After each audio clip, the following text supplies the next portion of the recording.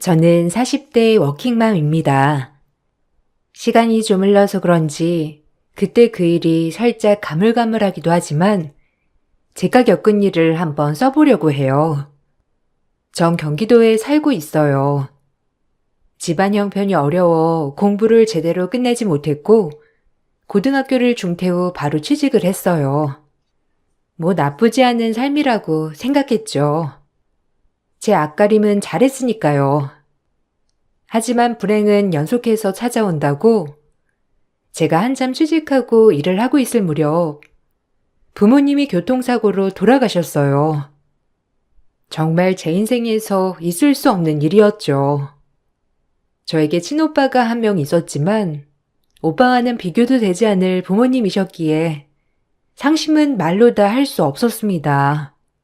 그렇게 슬픔을 간직한 채 살아가게 되었어요. 그러다 시간이 흘렀고 20대 중반이 되었을 땐 지금의 남편을 만나 결혼을 하였죠. 남편은 무뚝뚝하지만 그래도 마음만은 따뜻한 사람이더라고요. 부모님이 안 계신 저에게 울타리가 돼줄 것만 같았으니까요. 하지만 결혼 전 그렇게 울타리가 되어주겠다던 남편은 결혼을 하고 보니 어디에도 없더라고요. 제 울타리는 없었어요. 부모도 없는 전의 고아 아니야? 그런데 고등학교까지 중퇴해? 내가 널 어떻게 키웠는데 저런 애를 며느리로 데리고 오냐? 뭐 우리 집도 없이 사는 건 마찬가지인데요. 그냥 그러려니 하세요. 그래도 말 잘 듣는 며느리가 낫지. 조금 머리에 들은 거 있다고 아는 척하는 며느리가 낫겠어요? 전 그냥 애 잘 키워주고 집에 복종 잘할 와이프가 필요하다고요. 네 말도 맞지만 아니 웬만해야지. 안 그래? 어디 저런 애를 아휴 모르겠다. 네가 그렇게 좋다고 하면 마음대로 해. 그래도 나한테 많은 거 바라지 말아라. 난 마음에 안 들어. 고등학교도 제때 못 나온 애가 어디 사회생활이나 제대로 할 수 있겠니? 그래도 자기 분야에서 일도 잘하고 나름 성실해요. 너무 그렇게만 생각하지 마세요, 엄마. 뭐 제가 더 잘할게요. 전 무난한 남편을 만나 결혼을 한다고 생각했지만 친오빠는 마음에 안 들다고 하더라고요. 그때 당시 친오빠는 돈을 많이 벌기 위해 이일저일 안 해본 거 없이 노력 중인 사람이었어요. 아무래도 부모님도 안 계시는데 하나뿐인 여동생 시집갈 돈도 마련해줘야 하고 어깨에 많은 짐을 짊어진 것 같았죠. 그런 오빠에게 고마운 마음도 있었지만 미안한 마음도 있었어요. 남편은 마음에 들어하지 않았지만 제 한마디에 오빠는 결혼을 허락해 주었고 저에게 결혼 자금도 보태 주었습니다. 참 네 남편 그렇게 마음에 안 들어. 눈빛도 그렇고 아마 부모님이 살아계셨으면 좋아하진 않으셨을 텐데. 네가 그렇게 좋다고 하니 허락하는 거야. 알겠지? 대신 행복하게 살아. 혹시라도 힘들면 오빠 찾아오고. 이 세상에 너랑 나밖에 없잖아. 오빠 고마워. 그래도 형수씨 착한 사람이야. 부모님도 안 계신 나를 따뜻하게 맞아주는 사람. 나 잘 살게 두고 봐. 네가 그렇다면 된 거지. 어쨌든 힘들거나 하면 오빠 찾아와. 무조건 오빠는 네 편이니까. 알겠지? 그래야 돌아가신 부모님들도 두 다리 쭉 뻗고 계시지. 아유, 언제 이렇게 커서 시집을 간다고 하고 참 기특하다 기특해. 잘 살아 이거사. 그리고 이 돈은 너 시집 갈 때 쓰라고 모아놓은 돈이야. 큰 돈 아니지만 그래도 보탬이 될 거다. 이거 보태서 시집 가. 에이, 오빠도 돈 없으면서 무슨 이걸 나한테. 아니야, 나도 돈 모았어 진짜. 괜찮아. 오빠도 어려운데 참. 내가 해주고 싶어서 그래. 하나뿐인 동생이 시집 간다는데 이 정도도 못 해줄까? 그러니까 얼른 받아. 오빠 발 떨어진다. 오빠가 힘들게 돈을 버는 걸 알았기 때문에 참 미안하더라고요. 그리고 고마운 마음이 들기도 했고요. 그렇게 저흰 결혼을 했어요. 모든 기대감을 안고 시작한 결혼 생활이었지만 현실은 저의 상상과는 다르게 흘러가더라고요. 야속하게도 말이죠. 결혼을 하고 보니 모든 게 달라졌어요. 제가 살아왔던 삶과는 반대로 짊어져야 할 것들도 많았고 해야 할 일도 많았어요. 모르고 결혼한 건 아니기 때문에 이해하려고 했어요. 하지만 내 편이 돼줄 것 같던 남편은 결혼하자마자 그 누구보다 남이 되더라고요. 그저 본인의 엄마밖에 모르는 철저한 효자가 된 것이죠. 시어머니와 제 사이에서 무조건적으로 시어머니 편이었어요. 얘, 어쩜 그렇게 간을 딱딱 못 맞추니? 이게 엄마 없는 티가 나는 건가? 대충 넣어도 맛있겠다, 안 그래? 한다고 했는데 어머니 입맛에 안 맞으시나 봐요. 보완할 좀 있으면 말씀해 주세요. 다음엔 참고해서 양념장 넣을게요. 그게 말로 해준다고 되니? 요리는 머리만 있으면 한다는데 머리가 모자라는 건지 어쩜 이렇게 싱겁고 짜고, 아휴. 그러게, 집에서 요리 연습 좀 해라. 시집 온 지 그래도 몇 달인데 아무것도 할 줄 모르면 되냐? 네가 하는 일인데 이제. 뭐? 내가 반만 하는 사람이야? 당신 말 다 했어? 너무하다 진짜. 당신이 그렇게 말하면 나 너무 서운하지. 어머 얘 좀 봐. 이게 누구 앞에서 서방을 쥐잡듯이 잡으려 들어? 너 그렇게 배웠냐? 어? 어른 앞에서 그러라고 배웠어? 남편 말이 어이가 없더라고요. 결혼 전에도 가부장적인 모습은 보였지만 대놓고 저렇게 저에게 면박을 주는 모습을 보니 참을 수가 없었어요. 결국 그날 부부싸움이 시작되었죠. 하지만 뻔뻔하게 본인이 뭘 잘못했냐고 하는 남편을 보니 어이가 없었어요. 그리고 제가 조금의 투정이라도 할라치면 시어머니는 득달같이 저에게 화를 내셨죠. 어디서 화를 내냐고 말이에요. 아까 말 뭐야?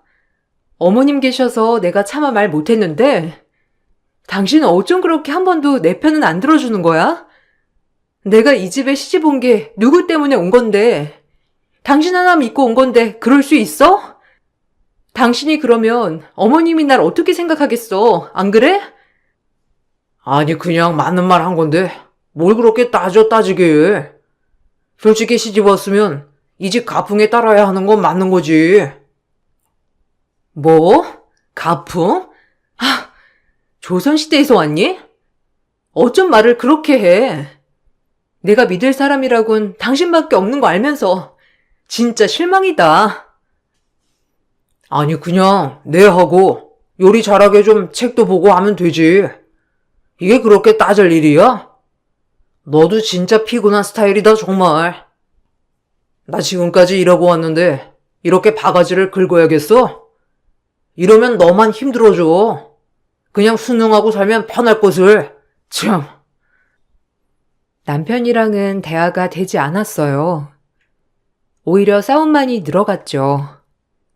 애당초 그래서 이 부분은 포기하기로 했습니다.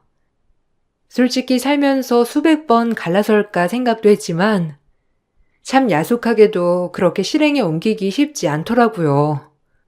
언젠간 변할 거라는 믿음, 그리고 좀 더 나아지겠지라는 희망의 끈이 참 남편을 놓지 못하게 하더라고요. 시간은 흘렀고 저희에게도 아기 천사가 찾아왔어요. 임신을 하고 나니 남편도 달라질 거란 기대가 있었죠.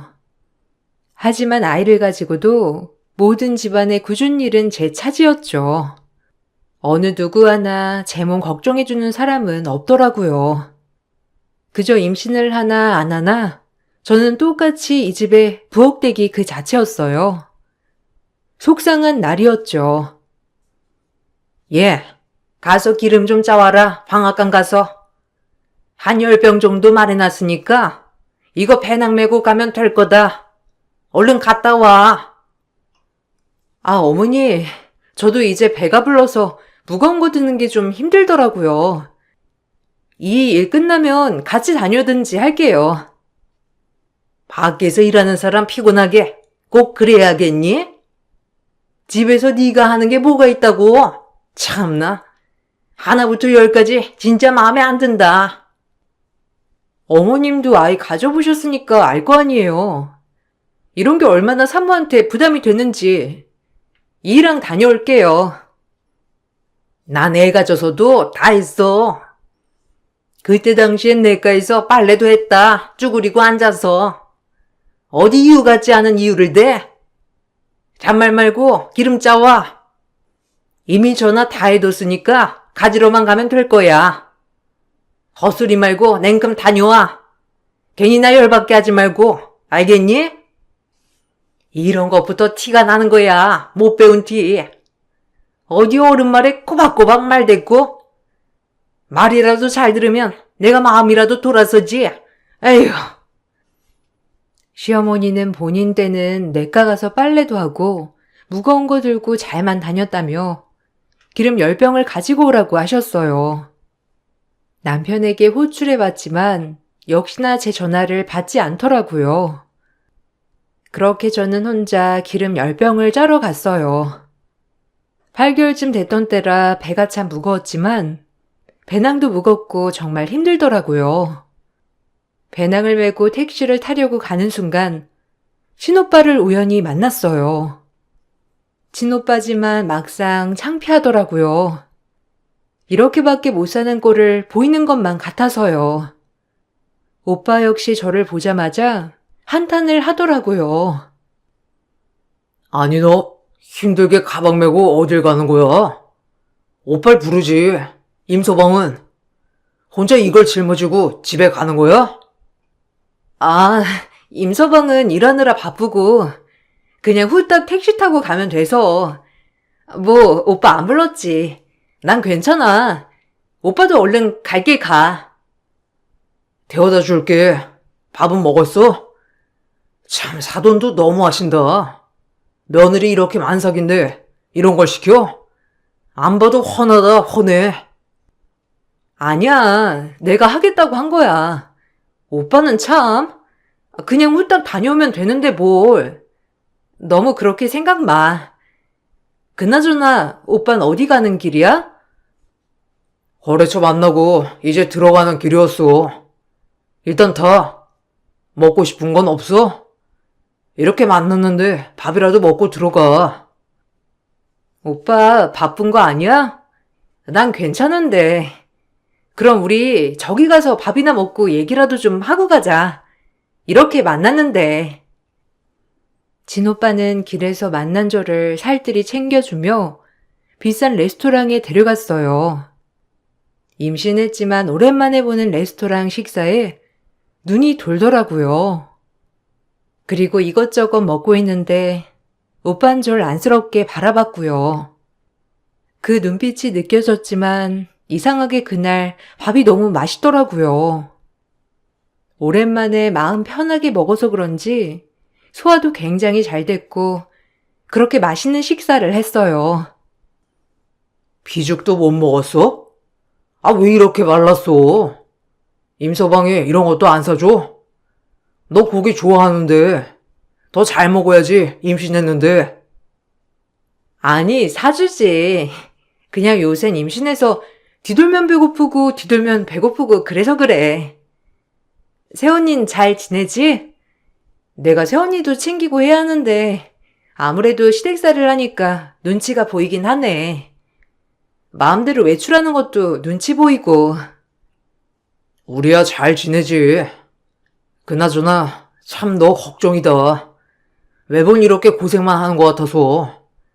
힘들면 오빠한테 얘기하라고 했잖아. 시어머니가 많이 면박 주셔?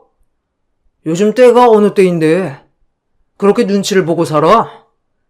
임서방이 잘 안 해줘? 그래서 그런 거야? 아니야. 나 힘든 거 없어. 진짜야. 오늘은 우연히 그렇게 된 거고 오빠가 생각하는 것보다 나 진짜 잘 살고 있으니까 걱정 마. 그래도 어른 모시고 사는 게 아무래도 쉬운 게 아니긴 하지. 그래서 그래. 나름 그래도 잘 살고 있으니까 걱정 마, 오빠. 절 너무나도 걱정하는 오빠이기에 애써 둘러댔지만 오빠 마음이 참 고맙더라고요. 결혼하고 매번 바쁘다는 핑계로 자주 만나진 못했지만 핏줄이라는 게 뭔지 참 그날 서로의 얼굴만 보고도 알 수 있었죠. 그리고 그날을 뒤로하고 전 만삭이 되어 아이를 낳았어요. 건강한 사내 아이였습니다. 아이를 낳자 시어머니는 더욱더 이해 안 되는 행동을 많이 하시더라고요. 오히려 제가 이 집안의 외부인인 것처럼 취급했어요. 철저히 저를 배척하고 손자를 품에 안으시려고 하셨죠. 이해가 가지 않았습니다. 오늘은 내가 애 데리고 잘 거니까 넌 알아서 자라. 우리 귀한 장손 네 손에 맡기면 되겠어? 이 할미 손에 커야지. 네? 제가 엄마인데요. 잠투성이 심해서 자다 깨면 저만 찾아요. 제가 재울게요. 어머님, 밤잠 깊으셔서 아이께도 잘 못 달래주시잖아요. 그냥 편하게 주무시고 아기는 제가 챙길 테니 이리 주세요. 그리고 제가 엄마인걸요, 어머님. 뭐야? 아니, 할머니가 손주 좀 끌어안고 자겠다는데 싫다는 거냐? 참나. 이런 게 며느리 살이구나. 아주 기가 막혀. 그게 아니라 애가 잠투정이 심하니까 제가 데리고 자야죠.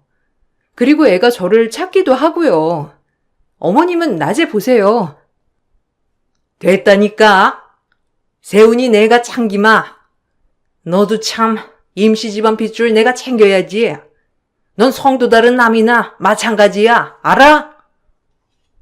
시어머니는 극구 거절하며 아들을 주지 않더라고요. 그렇게 전 아들의 엄마인지 부모인지 모를 정도로 살았어요. 제가 조금이라도 아이를 데려갈라 치면 시어머니는 아이를 어떻게 해서든지 주지 않으려고 했고 오로지 본인 품에서만 놀게 하더라고요. 그렇게 시간이 지나자 같이 살고 있음에도 불구하고 아이가 저한테 낯을 가리더라고요. 정말 기가 막힌 나날이었죠. 남편에게 하소연을 해보아도 남편은 보기에 겨운 소리를 한다며 저에게 오히려 면박을 주는 나날이었어요.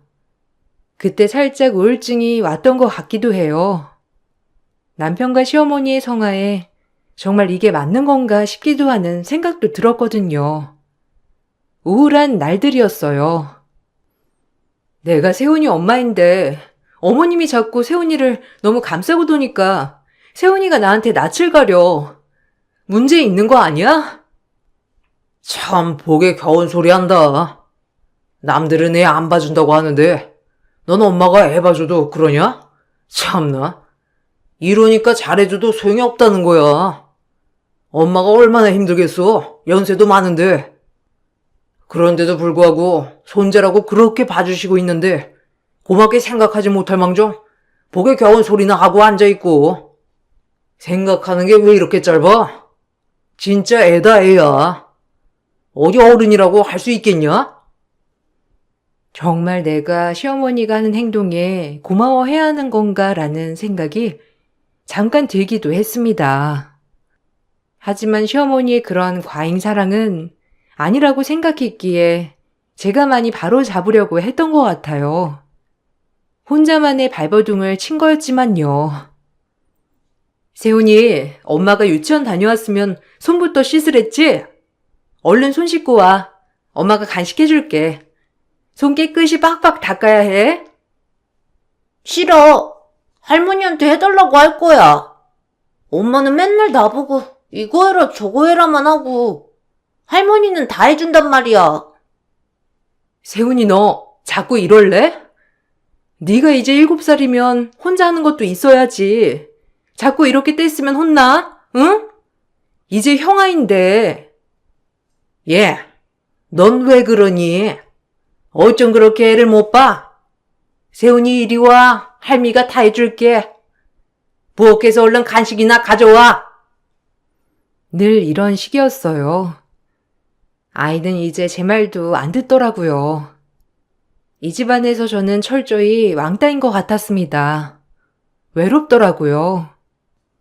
아이마저도 늘 할머니 품에서 나오질 않으니 제가 정말 식모가 된 기분이었죠. 그러다 사건 하나가 있었어요. 친정 오빠가 하는 사업이 점차 잘 되었고, 그런 오빠는 저희에게 금전적으로 도움을 많이 주려고 하더라고요.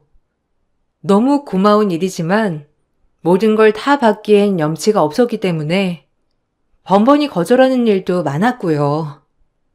하지만 오빠는 끝까지 저를 많이 생각하더라고요. 생각해봤는데 이제 나도 여유도 되고 애엄마랑 상의해봤거든. 너희 집 하나 얻어주면 어떨까 하는데 어때? 에이, 무슨 집이야. 지금도 어머님네서 이렇게 살고 있는데 괜찮아. 그리고 그 돈 아껴서 오빠 사업자금에 보태야지. 넓은 집은 아니더라도 작은 집 하나 구해줄 여유 정도는 돼서 그래. 엄마 아빠가 살아계셨다면 분명히 하나 해주셨을 건데. 내가 엄마 아빠 대신이니까 꼭 해주고 싶어. 시어머니 모시고 사는 게 어디 쉽냐? 너 표정만 봐도 알겠다. 지금 얼마나 힘든지. 임서방한테는 내가 잘 얘기해서 분가라고 얘기해 볼 테니까 너무 신경 쓰지 말고 일단 기다려봐. 오빠가 다 해결할게. 오빠의 아량에 너무 고맙더라고요. 동생이라곤 오빠한테 도움 하나 못 되었는데 이렇게 집까지 해준다고 하는 걸 보니 말만이라도 너무 고마웠어요. 그리고 역시나 남편은 오빠가 집을 해준다고 하니 입이 귀에 걸리더라고요. 공짜는 참 좋아하는 남편이었거든요. 형님이 그래도 염치는 있네. 본인 동생 내가 다 먹여 살리는 거 알아가지고 집 하나 해준다고 하시고, 안 그래? 그게 말이니 막걸리니? 내가 이 집에 사는 식모살이는 생각 안 해? 세훈이만 아니었으면 당신이랑 진짜 끝냈어. 알아? 참나. 누구나 안 그러고 싶은 줄 아나? 어쨌든 엄마한테도 잘 설명했으니까 빨리 이사갈 준비하자고. 드디어 내 집 장만하는구나. 오빠한테 고맙다곤 했어? 아무리 오빠가 여유가 되어도 그게 쉬운 일은 아닌데 오빠한테 고맙다고 해야지. 당연히 했지. 그래도 뭐 내가 공짜로 받는 것도 아닌데 뭐. 안 그래? 너 여태까지 먹여 살렸잖아. 그럼 된 거지. 남편은 드디어 우리 집이 생기는 거냐며 염치 불구하고 받겠다고 덥석 그 집을 받았고요. 남편의 행동이 마음에 들진 않았지만 새 식구 처음으로 나가 사는 거니 저도 설레더라고요.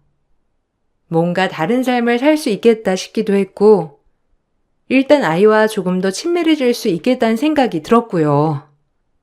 집을 해놓고 이사까지 완료가 되었어요. 기쁘더라고요. 하지만 어머님은 집 명의를 가지고 왈가왈부 하시더라고요. 뻔뻔하게 말이죠. 그 모습을 보니 정말 화가 나더라고요. 이 집안의 민폐는 어디까진가 하고요. 너희 오빠가 해줬지만서도 집 명의를 남자 이름으로 해야지. 어디 여자 이름으로? 아휴, 못 배워먹은 집구석 같으니라고. 저희 오빠가 힘들게 돈 벌어서 해준 집인데 당연히 제 이름으로 해야죠. 저를 보고 해준 건데. 그리고 부부 사이인데 네 집 내 집이 어딨나요? 이번 주 일요일에 집들이 할 거니까 놀러 오세요, 어머님. 어머님이 좋아하는 거 많이 해둘게요. 뭐야? 아주 버르장머리를 다 고쳐서 내보냈어야 했는데 또박또박 말댔고. 아휴, 마음에 드는 구석이라고는 없다. 막말로 네가 그동안 우리 아들 등에 말대 꽂고 산 생각은 안 해봤니? 당연히 네 남편 명의로 집을 해야지. 아유, 속상해 정말. 빨대라뇨? 제가 이 집에서 밥하고 빨래하고 한 생각은 안 하세요? 그거 임금으로 치면 어머님 저한테 한 달에 300만 원은 넘게 주셔야 하는 거 모르세요? 돈으로 따지자면 그렇죠. 참나, 이제 와서 빨대라니 기가 막히네요. 말을 하셔듣고. 너무 기가 막혀 저도 막말을 했어요. 제 막말이 끝나자 시어머니는 엄청 화가 난다는 듯이 막무가내로 때리려고 하시더라고요. 역설과 막말을 하셨어도 한 번도 때리려고 한 적은 없었기 때문에 어머님의 행동에 놀랐죠. 그리고 더 이상 여기 있으면 사달이 날 것 같아 시어머니를 피해 분간 집으로 먼저 갔습니다. 도망 나온 거죠. 그리고 집으로 들어가 남편에게 하소연을 했어요. 아, 이제 하다하다 어머님이 내 뺨까지 치려고 했던 거 알아? 나 진짜 기가 막혀서 말도 안 나왔어. 어떻게 그러실 수 있어? 뭐? 엄마가? 네가 분란을 만들었겠지. 그래서 엄마 그냥 두고 나온 거야? 너도 참 너다. 나한테 무슨 말을 듣고 싶었어? 남편은 이 말을 끝내자마자 시어머니한테 전화를 하더라고요. 그리고 그 뒷이야기가 경악스러웠습니다. 정말 여기서 우리 관계는 끝이 났다고 생각했어요. 아들의 아빠로서 남편으로서 꼭 제가 붙잡고 있던 실말의 기대감조차 사라졌거든요. 엄마, 얘 집으로 왔으니까 집으로 와요. 우리 집 비번 알지? 내가 문자로 남겨놓을게. 얼른 와서 할 얘기 있으면 해요. 남편은 전화를 끊었고 저에게 어머님과 얘기를 하라고 하더라고요. 절 감싸줘도 모자랄 판에 대놓고 적장에 저를 던지는 남편을 보니 정말 정이 다 털렸습니다. 그리고 전 울면서 얘기를 했어요. 이제 이 관계도 다 끝내자고 말이에요. 아, 지금 뭐 하는 거야? 당신한테 이런 얘기도 못하고 우리 관계는 진짜 끝이다, 끝이야. 더 이상 당신한테 거는 기대조차 없어, 알아? 어떻게 한 번이라도 내 편 들어줄 생각을 안 하니? 정말 나는 너한테 뭐니 도대체? 끝내자 그냥. 아니, 엄마가 하실 말씀이 있는데 네가 그냥 온 거 아니야? 그러니까 와서 얘기 끝내라고 한 거지. 어른 말은 끝까지 들어야지. 이렇게 얄밉게 얘기하더라고요. 그리고 그때 도우록 소리가 열리며 문이 화들짝 열렸어요. 친정 오빠더라고요. 친정 오빠는 밖에서 모든 얘기를 다 들었다는 듯이 남편에게 그대로 주먹을 내리꽂았어요. 남편이 질겁하며 피를 토하기 시작했죠. 저 역시 놀랐지만 속은 시원하더라고요. 남편은 억울하다는 듯이 저희 오빠에게 피를 토하며 따지기 시작했어요. 뻔뻔하게 말이에요. 내 동생을 봐서 여러 번 기회를 준 건데 넌 인간 말종이다. 더 이상 살 가치가 없어. 그냥 둘이 끝내. 그동안 안 봐도 비디고야. 내 동생이 어떤 수모를 견뎌왔는지 너 같은 남편은 필요 없으니까 넌 마저도 써. 내 주변 인맥 동원해서 너 매장대 각오해. 그리고 이 집에서 당장 나가. 뻔뻔하게 네가 이 집에서 살 자격이나 있을 것 같아? 당장 꺼져. 알겠어? 아이씨, 아파. 아니 형님, 말은 들어보셔야죠. 옳은 말 무시하는 제가 더 문제지. 제가 문제인가요? 닥쳐. 나도 많이 참았어. 진짜 너랑은 끝이야. 알아? 뻔뻔하고 쓰레기 같은 놈. 절대 용서 안 할 거야. 알겠어? 내가 가만히 맞고만 있을 줄 알아? 절대 용서 못해. 이렇게 나 때린 거 벌받게 할 거니까. 내가 가족이라고 선처해 줄 줄 알아? 어디서 주먹을 휘둘러 이것들이 쌍으로. 아주 깡패남매 납셨네. 가만 안 둬. 알겠어? 이 피 좀 나는 것 봐. 이 나쁜 것들. 제 말이 끝나자마자 시어머니도 남편이 알려준 대로 집에 오시더라고요. 시어머니는 남편의 꼴을 보더니 다짜고짜 저희 오빠 뺨을 날렸죠. 저 역시 그 모습을 보고 눈이 돌아 시어머니 머리채를 잡고 내동댕이 쳤고요. 그야말로 넷이서 뒹굴뒹굴하는 싸움 한판이었습니다. 정 그동안에 당한 분노로 시어머니를 박살내 버렸어요. 머리끄덩이고 뭐고요. 그리고 결국 경찰이 오게 되었고 다행히 폭행은 쌍방으로 합의 볼 것은 없었어요. 오히려 다행이라고 해야 할까요? 그리고 저희는 이 소송을 준비해 나갔습니다. 정말 힘든 싸움이더라고요. 친권과 양육권까지 걸린 문제였어요. 그리고 전 변호사를 만나 그동안 시어머니에게 당한 언어 폭력과 정신적 피해 보상 위자료까지 소송을 걸었어요. 한 3년은 걸렸어요. 다행히 법원은 제 편을 들어주더라고요. 그때 얼마나 마음이 기쁘고 안도가 되던지 길고 긴 소송은 그렇게 막을 내렸죠.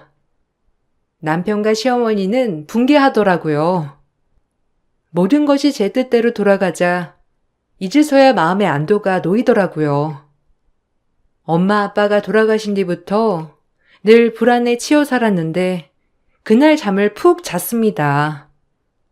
정말 모든 우울과 힘듦이 다 씻겨 내려가는 것 같았어요. 그날 얼마나 잠을 잤는지 몰라요, 정말.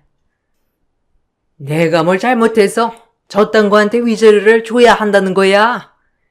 대한민국 법이 이따위면 되겠어? 참나. 아니, 기가 막히네. 내가 받아야지 위자료는. 부모도 없는 거 데려다가 며느리 시켜주고 사람 만들어놨으면 안 그래? 아!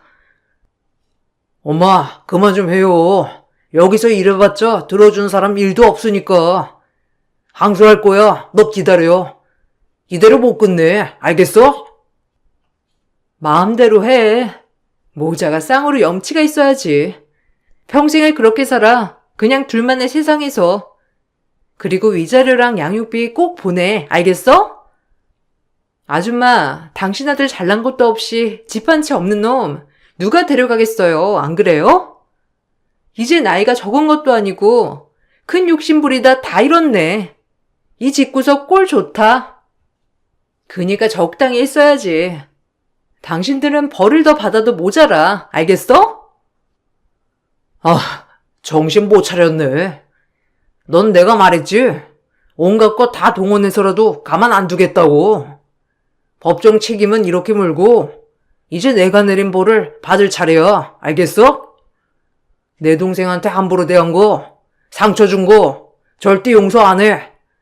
어디 저런 놈이 감히? 그리고 남편은 회사에서도 권고사직을 당했어요. 알고 보니 저희 오빠 거래처 사무실이었거든요. 거래처였기 때문에 사람 한 명 쉽게 자르는 건 일도 아니었죠. 오빠가 얼마나 그동안 남모르게 노력했는지 알겠더라고요. 오빠는 남몰래 그렇게 밤잠 못 자고 일해가며 정말 최고의 위치에 올랐어요. 오빠가 그렇게 남편 팔다리를 묶어놓고 남편은 권고사직까지 당하고 나서야 저에게 사과를 하더라고요. 아무래도 앞날이 막막하니 말이죠. 결혼하고 처음 들어본 남편의 사과였어요. 그렇게 듣고 싶었던 말이었는데 이제서야 듣게 되니 기가 막히면서도 웃기더라고요. 이렇게 쉬운 무릎이었는데 진작 나한테 미안하다고 하지 그랬니? 라는 생각도 들었고요. 참 고소하더라고요. 내가 당한 거 그대로 갚아주는 것 같아서 말이죠. 얼마나 싹싹 빌던지 아주 우습더라고요. 아니, 그래도 숨 쉴 구멍은 마련해줘야지. 내가 세훈이 아빠인데. 모유 먹고 살라고, 안 그래? 너무하다. 미안해. 그러니까 형님한테 잘 말해서 나 숨구멍 좀 트이게 해줘. 우리 집 지금 너한테 위자료 주고 개털이야. 알잖아, 우리 집 사정. 그러니까 너네처럼 없는 집이 더하다고? 왜 그랬니? 내가 더 없어서 무시했어? 인간 말종. 네가 알아서 해. 양육비 밀리면 소송 들어갈 줄 알아. 하루 벌어 하루 살든 너네 엄마한테 돈을 어디서 융통해 오라고 하든 네가 알아서 하라고. 알겠어? 쓰레기. 아, 내가 다 미안하다. 사과할게. 엄마한테도 얘기해서 사과하라고 할게. 그러니까 숨통만 쉬게 해줘, 제발. 우리 오빠가 성공해서 다행이지. 과거에 우리 오빠였다면 넌 이렇게 하지도 않았겠지. 이 인간 쓰레기 같은 놈아. 내가 당한 거 너도 똑같이 당해봐. 무시당하고 멸시당하고. 알겠어? 내가 너네 집에서 매일 당한 거잖아. 넌 아직 해보지도 않고 무릎을 터 꿇니? 나랑 결혼한 것도 그냥 날 이용한 것뿐이야. 맞지? 내가 그때 미쳤었지. 미친놈. 어쨌든 잘 살아보렴. 세훈이 봐서라도 이러지 말자. 아빠가 그래도 번듯해야지. 내가 미워도 세훈이 좀 생각해줘, 우리 아들. 아니, 나 이제 그렇게 안 살아. 내가 당한 거 다 돌려주고 살 거야. 그러니까 너도 벌 받고 일용직이나 알아봐. 남편이 싹싹 빌었지만 그동안에 쌓여있던 울분이 많았던지라 고소하기만 하더라고요. 그리고 아이는 면접 때만 보여주곤 했어요. 시어머니도 이제서야 본인들이 큰일 난 걸 아셨는지 면접 때 잠깐 만나고 저에게 미안하다고 하더라고요. 뭐 진정성은 1도 느껴지지 않았지만요. 그저 본인들 지금 앞길이 답답해서 아쉬워서 한 소리 같았거든요. 실제로 용서가 되진 않았고요. 남편이나 시어머니의 무릎이 이렇게 쉬운 걸 알고 나니 되려 웃음이 나더라고요. 얼마나 속이 시원한지 고소했습니다. 미안했다. 사돈한테 잘 얘기해서 일하는 곳만이라도 편하게 해줘라, 응? 세훈이 아빠인데 너무하지 않아? 이제 와서요? 됐어요. 진작 잘하시지. 참나, 숨구멍 막히니까 비는 꼴이란 참 우습네요. 당신이 저한테 미안하다고 할 때도 있고요. 안 그래요? 평생 반성하며 그냥 사세요. 과거에 계속 후회하면서. 사람 우습게 본 죄 톡톡히 받는 겁니다. 세훈이를 봐서라도 봐줘라. 우리 아들은 잘못 없잖니? 내가 잘못이지. 그래, 이 늙은이가 주책이었어. 미안해.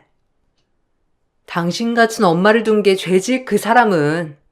그리고 교육도 잘못 받았고 잘못 컸고 그냥 달게 받으세요. 당신들의 벌이니까. 그리고 전 이혼을 하고 새 출발을 한 지 7년째예요. 다행히 이혼하고 오빠 회사에서 자리를 잘 잡아 지금까지 일을 하며 지내고 있죠. 워킹맘이자 싱글맘이기에 아이한테 미안한 마음은 여전하지만 그때 시어머니네서 살았을 때보다 아이도 훨씬 안정을 느끼더라고요. 모자 사이는 그 어느 때보다 좋고요. 친정오빠 덕분에 이렇게 살 수 있음에 참 고맙기도 하면서 가족이 최고라고 많이 느끼는 요즘이네요. 그땐 왜 이렇게 어리석었었나 라고 생각이 들지만 어렵기도 했고 사리 판단이 안 될 정도로 우울감이 계속 있었던 것 같아요. 모든 게 해결되고 나니 우울증은 말끔히 나아졌고요. 지금으로서야 참 행복하다고 느끼는 요즘이네요. 친정 부모님이 돌아가시고 계속 어둠 속에 갇혀있기만 한 것 같았는데 이혼을 하고 새 삶을 살면서부터 제 자신을 찾은 기분이에요. 물론 친정오빠의 도움이 컸지만 말이에요. 오빠도 저의 밝은 모습을 보니 참 좋다고 말한답니다. 너무 힘든 삶 같았지만 지나고 보니 그때의 내가 있기에 지금의 내가 있는 것 같아요. 부족한 글솜씨지만 읽어주셔서 너무 감사드리고 이 글을 읽으시는 분들에겐 좋은 일만 가득하길 바라겠습니다. 감사합니다. 안녕하세요. 저는 50대 초반 여자입니다. 최근에 좀 어이없는 일을 겪게 돼서 사연을 신청하게 되었습니다.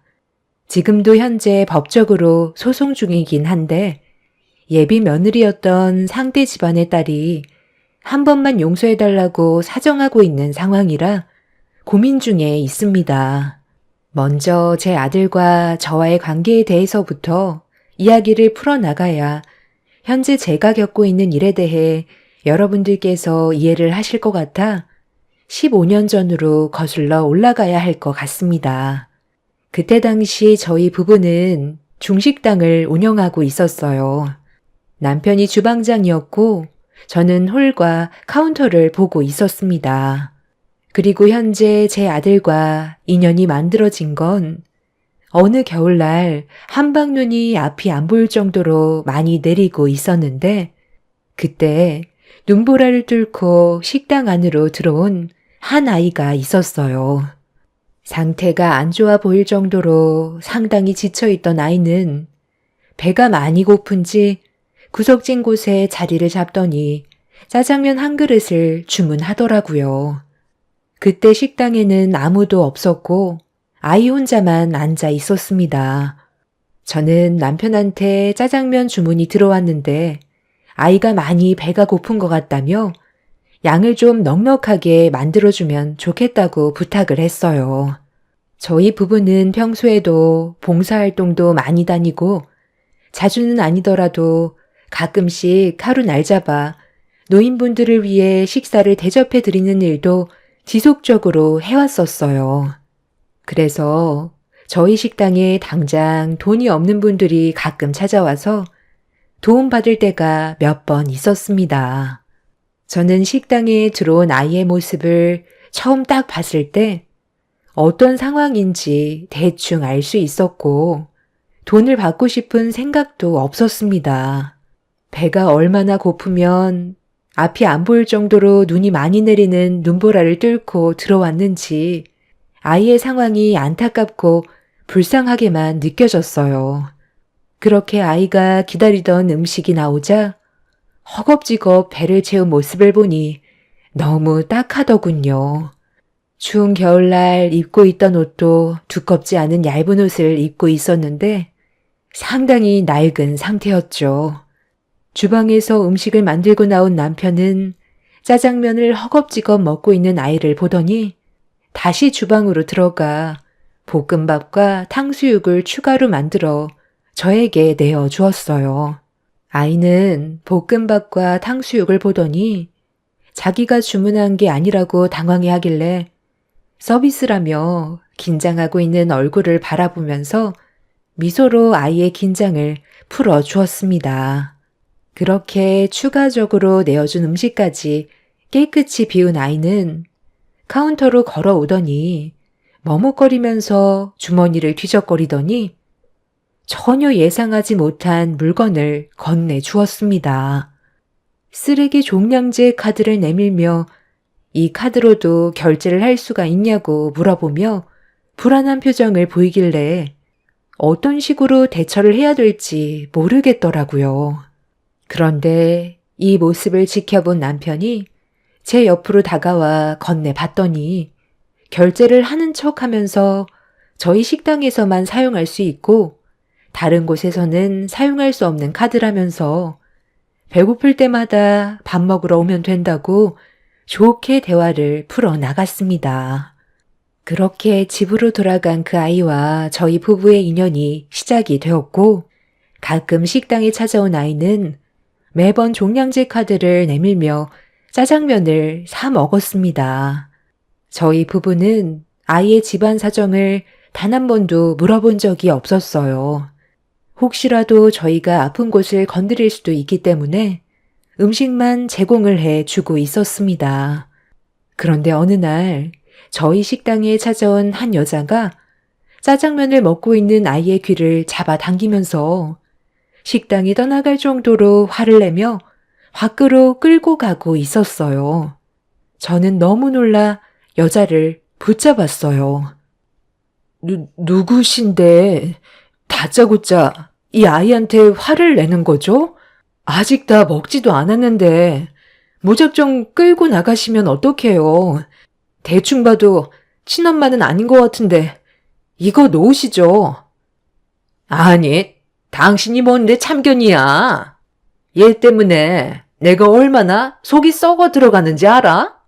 내가 친엄마는 아니더라도 얘를 먹여주고 채워주고 있으니 엄마나 다름없지.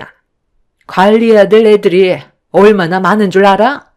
너 내가 보육원에서 나가지 말라고 그랬지? 너 하나 없어지는 게 문제가 아니라 사고라도 나면 내 입장이 곤란해진다는 거 몇 번이나 말했어. 저번에도 나가지 말라고 크게 혼났으면 말귀를 알아들어 먹어야지. 이리 와. 너 혼자만 생활하는 것도 아닌데 계속 멋대로 굴 거야? 저기 일단 놓고 얘기하세요. 보육시설이라뇨. 그럼 이 아이는 부모가 없다는 말인 거예요? 아니, 그래도 그렇지. 정신없이 밥을 먹고 있는 아이를 무작정 끌고 나가면 어떡해요. 다 먹을 때까지 기다려줄 수 있는 거잖아요. 보육원에서 밥을 얼마나 시원찮게 줬으면 며칠 굶은 애처럼 허겁지겁 먹고 있었다고요. 참나, 원장인 내 말을 안 들었는데 무슨 밥을 줘요? 굶기지 않을 정도로 저희가 알아서 잘하고 있으니 그런 건 신경 쓰지 마시죠. 근데 너 지금 뭐 하는 거니? 이리 내놔봐라. 뭐야 이건? 어디 갔나 했더니 네가 가지고 있었어? 이걸로 여태껏 이 식당에 와서 음식을 먹은 거야? 이건 신용카드가 아니라 쓰레기 종량제 카드라고. 음식을 사 먹을 수 없는 카드인데 내 지갑에서 몰래 카드를 꺼내 가지고 나온 거야? 당신들이 지금 무슨 짓을 저질렀는지 알아요? 딱해 보인다고 무상으로 음식을 제공해 준 것 같은데 얘는 쓰레기 종량제 카드만 있으면 밥을 사 먹을 수 있다고 생각한다고요. 그럼 나중에 다른 곳에서 문제를 일으키게 되면 당신들이 책임질 거예요. 그쪽 딴에는 좋은 일 한다고 생각하겠지만 이게 저희들한테는 상당히 피곤한 일이 되는 거라고. 지금까지 먹었던 음식값 얼마예요? 오죽 딱해 보였으면 그랬겠습니까? 돈 받을 생각 애초부터 없었고, 혹시 몰라 그 카드는 저희 식당에서만 사용할 수 있고, 다른 곳에서는 사용하지 못하는 카드라고 얘기해 줬었습니다. 이 아이가 계속 밖으로 맴돈다면, 그건 보육시설에 문제가 있으니까 그런 거 아니에요. 아이가 얼마나 배가 고프면 찾아오겠어요. 그건 저희들이 알아서 할 교육 문제니까 그런 것까지 일일이 설명드릴 필요 없다고 생각하는데요. 자기가 뭘 잘못했는지 알아야 다음부터 사고를 안 친다고요. 어찌됐든 음식값은 안 받겠다는 거죠? 다음에 이걸로 딴소리 하면 안 됩니다. 너는 내가 마지막으로 경고하는데 한 번만 더 밖으로 나오면 그땐 평생 세상 빛을 못 보게 될 줄 알아. 다른 애들은 조용히 쥐죽은 듯이 지내고 있는데 너만 왜 설치는 거야? 다른 애들도 보고 배우기 전에 오늘 따끔하게 혼 좀 나야 되겠다. 아니, 당신이 뭔데 아무 잘못도 없는 아이를 혼낸다는 거예요. 배가 고파서 밥 좀 먹겠다는 건데 그게 잘못됐어요? 이 아이가 일탈해서 지금 문제가 생겼나요? 조용히 밥만 먹고 들어간 걸로 알고 있는데 큰 사고 없이 다시 제자리로 들어간 것만도 다행 아니에요? 당신이 운영하는 보육시설에 이 아이를 맡기고 싶지 않네요. 그래서 입양이라도 하겠다는 거예요? 당신 같은 사람들 내가 한두 번 겪은 줄 알아? 당신들 애 안 키워봤지? 딱 보니까 아직 아이가 없는 것 같은데 처음엔 당신들처럼 아이한테 접근해서 도와주는 경우 정말 많아. 애가 딱하고 불쌍해 보이니까 마음이 아파서 입양 결정하지. 그런데 나중엔 이 핑계 저 핑계 대더니 결국 아이를 다시 보육시설로 놓고 가버리더라고. 무슨 애완동물 키우다 버리는 것 마냥 상황이 안 된다고 하거나 아이랑 살아보니까 자기들과 마음이 맞지 않는다며 무슨 육아체험 경험해 보는 것처럼 아이를 데려다 키우고 몰래 놓고 간 뒤 잠적해버리는데 내가 그걸 한두 번 겪었는지 알아? 그런 아이들한테 마음에 상처를 주느니 차라리 내 옆에 있는 게 100배, 1000배 낫다고. 당신들도 지금은 이런 상황이 안타까워 보여서 욱하는 마음에 입양한다 하겠지만 그건 이 아이한테 악영향을 줄 수도 있는 거라고. 괜한 기대가 상처로 돌아올 수 있다는 거야. 쓸데없는 얘기하지 말고 본인들 몸이나 간수 잘하세요. 보육원 원장이라는 사람은 아이를 데리고 식당 밖으로 나가 차에 태웠고 저는 그런 모습을 보고 있으면서도 아무것도 할 수가 없었습니다. 제 친아들이 아니었기 때문에 지켜볼 수밖에 없었죠. 아이는 차에 올라타기 전까지 저희 부부에게 눈을 떼지 못했고 그 눈빛이 제 마음을 너무 아프게 만들었어요. 저희 부부가 아이를 가질 수 없는 몸은 아니었는데 워낙 삶이 바쁘고 봉사활동 위주로 살다 보니 아이 키울 여건이 만들어지지 않아 가질 생각을 하지 못하고 있었어요.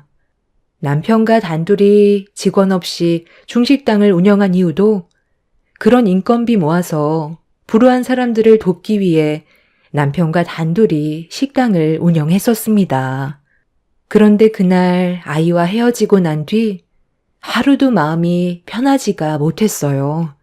보육원에서 어떻게 지내고 있는지 너무 궁금했었고 어디 다치거나 원장이라는 사람이 함부로 대하지는 않을까 하루에도 수십 번 불안한 마음에 일도 손에 잡히지 않았습니다. 남편은 그런 제 마음을 알고 있었는지 저희가 보육원에 가서 아이의 얼굴을 보고 오는 게 어떻겠냐고 먼저 대화를 이어나갔습니다. 저는 한치의 고민도 없이 남편과 함께 보육원으로 향하게 되었어요. 그리고 며칠 만에 보게 된 아이는 온갖 굳은 일은 혼자 다 하고 있었습니다. 식당에서 한바탕 난리를 쳤던 원장이라는 사람은 그 아이한테 소리치며 조금도 쉬지 못하게 계속해서 몸을 움직이게 만들었어요. 아이가 많이 힘들고 지쳤는지 주저앉아 버렸는데 그걸 본 원장이 꾀를 부린다고 손을 올리려는 순간 분노가 머리끝까지 올라와 버린 저는 원장한테 소리치며 달려가 강하게 밀친 뒤 아이를 끌어안았습니다. 그리고 딱 한마디 했어요. 제가 입양하겠다며 잡고 있던 아이의 손을 절대 놓지 않겠다고 결심을 하게 되었습니다. 그날 저희 부부는 절차를 밟아 정식으로 입양을 하게 되면서 아이와 새로운 인생길을 만들어가기 시작했습니다. 그때 당시 13살이었던 아이는 부모의 존재조차 모르고 있었어요. 2살 정도 됐을 때 보육원에 버려졌다는 것 말고는 알 수 있는 건 아무것도 없었습니다. 법적으로 제 아들이 되면서부터 과거는 중요하지 않았고 현실에만 충실하기로 했었죠. 저희 부부는 아이와 한 가족이 된 이후 제 아들이 원하는 꿈을 펼칠 수 있게 뒤에서 모든 걸 지원해 주었습니다. 살면서 당연히 웃고 울 때도 많았지만 그런 시간을 이겨내 오면서 서로 의지하다 보니 더욱더 가까워질 수 있었습니다. 정신없이 각자의 위치에서 열심히 살다 보니 어느새 저희 부부의 얼굴에는 주름도 많이 생기고 예전과 다르게 많이 변해 있었어요. 그에 반해 제 아들은 아주 잘생기고 건강하게 잘 커주었죠. 무엇보다 자기가 이루고 싶은 꿈을 펼치게 된 모습을 볼 수 있어서 저희 부부 삶에 만족감은 상당히 컸었어요. 이런 행복이 앞으로 평생 이어지길 간절히 바라며 안정적인 삶을 살아가고 있는데 어느 날 아들이 결혼하고 싶은 여자가 생겼다는 놀라운 말을 꺼내 놓았습니다. 젊었을 때부터 가정을 꾸리고 싶어 했던 아들이 사랑하는 여자가 생겼는지 결혼 얘기를 꺼냈을 때 좀 놀라긴 했었지만 혼자 자립하려는 의지가 강했던 제 아들의 의견을 존중해 주는 건 당연한 거였습니다. 저희 부부는 결혼하고 싶은 여자가 누군지 얼굴 한번 보자며 식당으로 데려왔으면 좋겠다고 대화를 풀어나갔습니다. 지금까지 함께 살면서 안 좋은 길로 빠지지 않고 바르게 자라준 제 아들이 어느덧 사랑하는 여자를 만나 결혼까지 하게 되는 모습을 보게 된다는 게 실감이 나지 않았지만 행복해하는 얼굴을 보니 모든 걸 다 얻은 느낌이었어요. 만약 제가 그때 아이를 입양하는 거에 두려움이 있어 망설였다면 제 아들의 인생은 지금보다 많이 바뀐 삶을 살고 있었겠죠. 저희 가족보다 더 부유한 집안에 입양을 갔을지도 모르겠지만 악덕했던 그때의 원장을 봤을 땐 제가 입양을 하지 않았다면 아이의 인생은 불행만 펼쳐졌을 확률이 훨씬 더 컸었겠죠. 잘한 선택이었고 남편과 지금까지 살면서 제일 잘한 일인 것 같았습니다. 아들은 일주일 뒤 주말에 결혼할 여자를 데려오겠다며 약속을 잡았어요. 그날을 위해 저희도 정신없이 준비를 하고 있었습니다. 꽤 오래돼서 낡았지만 식당 간판도 최대한 깨끗하게 닦고 함께 식사를 하게 될 공간에도 상당히 신경을 많이 쓰게 되었죠. 저희 부부가 시부모 입장에서 예비 며느리를 봐야 한다는 건 가끔 생각은 해봤었지만 막상 현실이 되고 나니 느낌이 좀 이상하더군요. 그렇게 여러 가지로 복잡한 심정을 가진 상태에서 저희 부부가 기다리던 예비 며느리를 보게 될 날이 다가오게 되었고 저녁으로 일정 계획을 잡게 된 터라 식당 문을 일찍 닫기 위해 마지막 손님을 받은 뒤 마감됐다는 팻말을 붙이려는데 식당 문을 잡은 여자가 저를 밀치며 무작정 안으로 들어왔어요.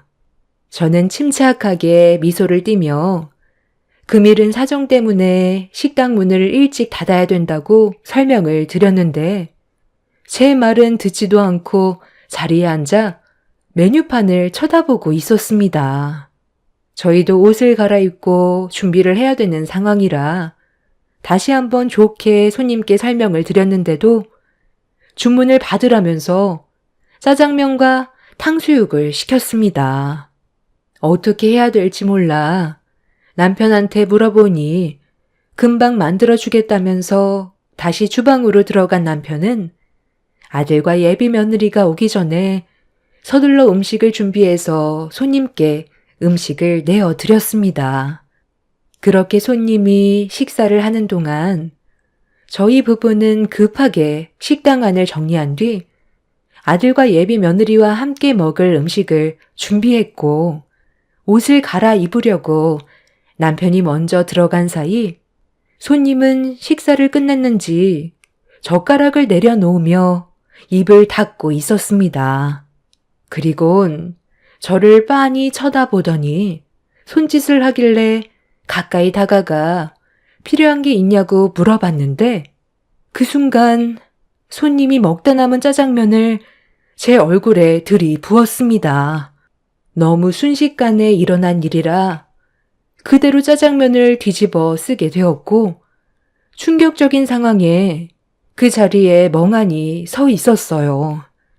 아침부터 미용실에 찾아가 머리 만지고 화장까지 전부 고생해서 했는데 개념 없는 손님의 행동으로 인해 정말 중요한 날을 망쳐버리게 되었습니다. 이걸 지금 음식이라고 내민 거야? 내가 오늘 일이 바빠서 겨우 첫 끼를 먹게 된 건데 나보고 이딴 음식을 저 먹으라고? 그쪽은 만들기만 했지. 먹어보기는 했어? 동네에서 꽤 유명한 중식당이라고 하길래 그래도 어느 정도 기대하고 왔더니만 완전 쓰레기 음식을 팔고 있었네. 이딴 식으로 만들어 놓고 돈을 받으려 들어? 아니, 음식이 마음에 들지 않으면 말로 하면 되지. 지금 이게 뭐 하는 짓이에요? 그쪽이 무슨 짓을 저질렀는지 알아? 오늘이 얼마나 중요한 날인데. 아유, 그게 나랑 무슨 상관이야? 애초부터 음식을 제대로 만들어서 제공을 했으면 이런 일은 생기지 않았겠지. 이 집 소문 좀 났다고 아주 개판으로 운영하는구만. 당신 지금 뭐 하는 짓이야? 옷 갈아입는 동안 갑자기 이게 무슨 일이야? 이 사람이 뭘 잘못했길래 짜장면을 머리 위로 엎은 건데?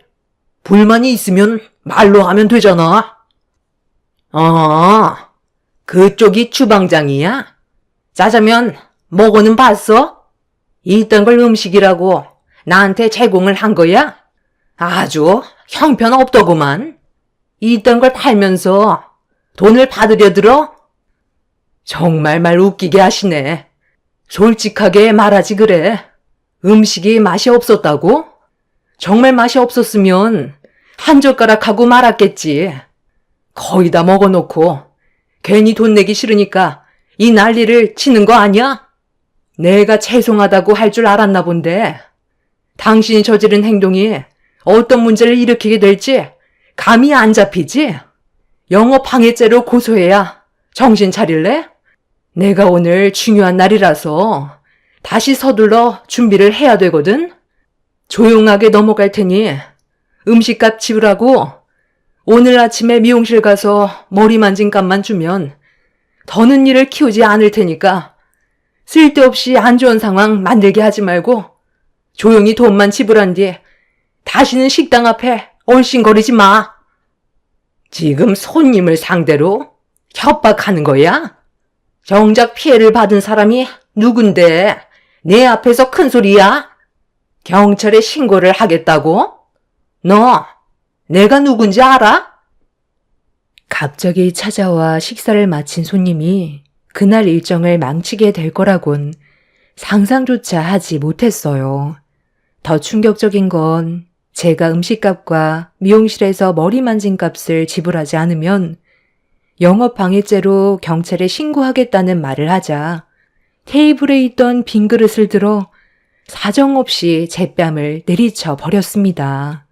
식당 안에 울려 퍼질 정도로 짝 하는 소리와 함께 제 고개가 돌아가는 순간 힘들게 부여잡고 있던 이성의 끈을 놓게 되었고 식탁 테이블에 올려져 있던 탕수육 접시를 그대로 들어 손님의 면상에 그대로 밀어 버렸어요. 그리고 따로 달라고 했던 탕수육 소스를 손님의 머리 위로 전부 부어버린 뒤 경찰에 신고를 하게 되었습니다. 제 인생에 있어 정말 중요한 날이었는데 개념 없는 손님 하나 때문에 그날 일정을 망치게 되자 남편은 급하게 아들한테 전화를 걸었어요. 다른 날로 계획을 해야 될 것 같다며 설명을 하려고 전화를 했는데 탕수육 소스를 뒤집어 쓴 손님이 자기 사이가 누군지 아냐고 법을 다스리는 검사라고 식당 안의 물건들을 전부 집어던지며 난리를 치고 있었어요. 그리고 그와 동시에 식당의 문이 열렸고 아수라장이 되어버린 식당 안의 풍경을 제 아들과 그리고 그 뒤를 따라 들어온 예비 며느리가 전부 보게 되었습니다. 어머니, 아들 왔어요.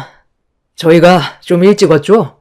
어머니, 아버지, 이게 지금 무슨 상황이에요? 온몸에 왜 짜장면이 묻어있는 건데요? 무슨 일 있었어요? 말도 마라. 저 여자가 영업이 끝났다고 했는데도 다짜고짜 막무가내로 들어오더니 음식을 주문하는 거야. 배가 많이 고파 보이는 것 같아.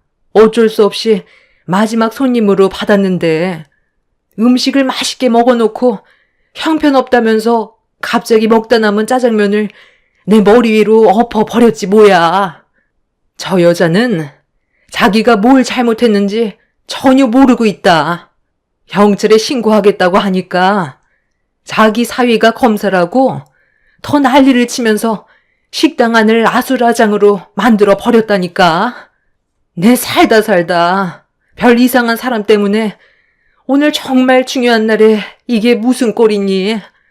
아휴, 오늘 우리 아들과 결혼하고 싶어서 허락받으려고 왔는데 이런 모습 보여서 미안해요. 나도 일이 이렇게 될지 몰랐네.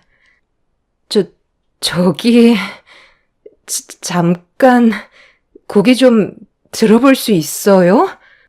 엄마 맞죠? 아니, 숨지 말고 얼굴 좀 보여달라니까요. 엄마 맞잖아. 여기서 지금 뭐 하는 거야? 엄마가 무슨 일을 저질렀는지 알아? 여기 민호 오빠 부모님이 운영하시는 식당이라고. 여긴 어떻게 알고 온 건데? 엄마 설마 오늘도 아빠랑 싸우고 뛰쳐나온 거야? 어머님. 아니, 이게 어떻게 된 일이야? 하영아, 너희 어머님이 왜 우리 부모님 식당에서 이러고 계시는 건데? 고개만 숙이지 말고 말씀 좀 해보세요. 아니, 일을 어쩐다냐. 여기가 자네 부모님이 운영하던 식당이었어? 아니, 나한테 진작 말을 하지 그랬어. 나는 전혀 알지 못했는데. 많은 식당 중에 하필 예비 사돈 되실 분의 식당에 들어오다니. 알았다면 나도 이렇게 행동하지 않았겠지. 아니, 글쎄, 너희 아빠가 나를 놔두고 다른 여자를 만났다가 딱 걸렸지 뭐야. 그래서 한바탕 하고 집에 들어가고 있는데 분이 안 풀리고 스트레스 받아서 눈에 보이는 식당으로 무작정 들어온 거거든. 너는 알잖아. 엄마가 극도로 스트레스 받으면 폭식하는 거. 그래서 허겁지겁 음식을 입에 밀어 넣었는데 화가 안 풀려서 나도 모르게 예비 사돈 분들인 줄도 모르고 화를 내버렸네. 아유, 정말 죄송합니다. 제가 못 알아봤어요. 집안에 안 좋은 일이 있어서 기분이 안 좋았는데 예비 사돈분들께 화를 풀어버렸네요. 이를 어쩐다니. 식당에 피해간 부분에 대해서는 제가 보상해 드리겠습니다. 그쪽 가정 문제 때문에 남의 가정에 피해를 주면 되겠어요? 그리고 방금 뭐라고 하셨죠? 그쪽 사이가 검사라고 경찰에 신고해봤자 소용없다고요? 제 아들이 검사인 걸 이용해서 믿고 더 난리를 쳤다는 거잖아요. 그럼 제 아들이 안 볼 때 뒤에서 이것보다 더 난리를 쳤겠네요. 민호야, 미안하지만 이 결혼은 엄마가 반대를 해야 될 것 같다. 누구보다 너를 위해서 결정을 내린 거니 서운해하지 말고 좋게 받아들여줬으면 좋겠어.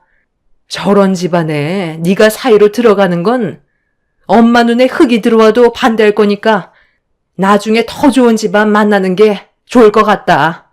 그쪽한테는 미안하지만 이 결혼은 힘들 것 같네요.